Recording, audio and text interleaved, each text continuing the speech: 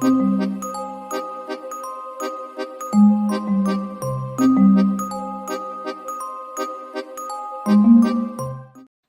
welcome to this new video. My name is Martina Vincenzi and I am the founder of the VIP Flight Attendant Academy Private Jet Coach.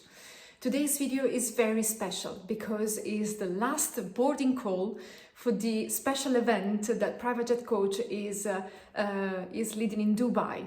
I will be present in Dubai on Monday the 23rd of October, and I still have some free slots of people who would like just to come over to have a chat about business aviation and the corporate industry. This is a great opportunity and it is free. Okay, 30 minutes slot, you can come over and we can sit down, have a cup of coffee or a cup of tea in my case, and we can just discuss about your opportunity to join the business aviation, and you can ask me any questions regarding to this fabulous job. I promise I will say the truth always. This is the way I do. I want you to be absolutely aware of the good, the bad, and the ugly. So it is definitely my intention not to sell anything that doesn't correspond to the truth. So you can rest assured that I will telling you exactly how it is. So.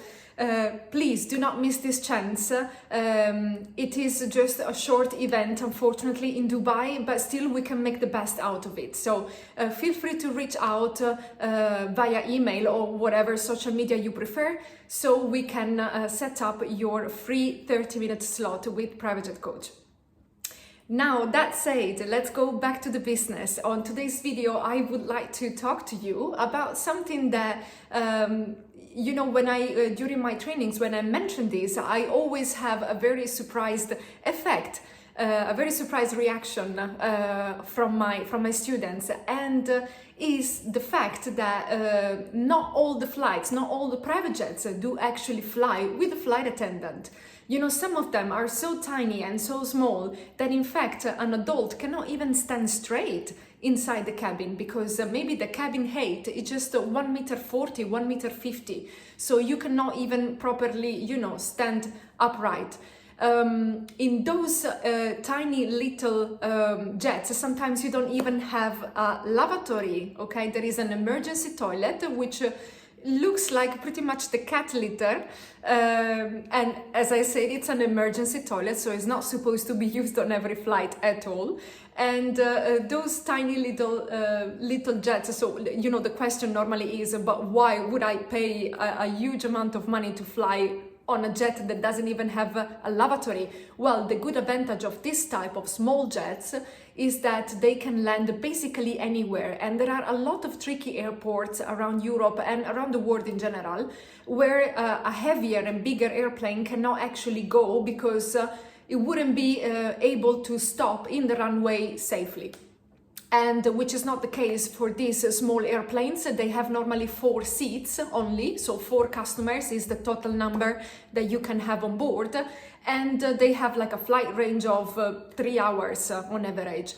But they can land in very tiny little airports like St. Moritz in Switzerland, Saint-Tropez, Cannes, Bolzano, Innsbruck, all these tricky airports that require even an extra training sometimes for pilots to land over there.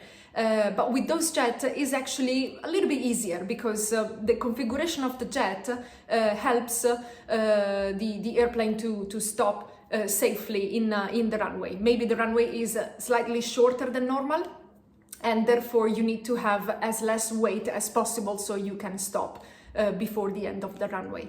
So this is why this type of jet are largely used, I have to say. They have a great impact in the business aviation industry in Europe as well as in US. So yeah, they are quite famous. And how does it work like? So as I mentioned, there is no lavatory apart from this emergency toilet.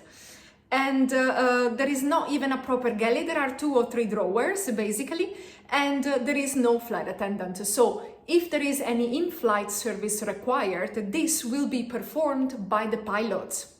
Yes, by the pilots.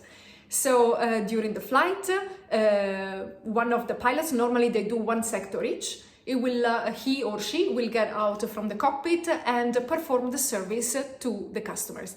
But you do not have to imagine a 5-star service like a flight attendant would do with the white gloves and setting up the table with the tablecloths and stuff like that. No, really, it's more like pouring some coffee from a flask into a paper cup and hand it over to the customers, or maybe just take a tray of canapé or sandwiches or petit four from the container and just hand it over to the customer.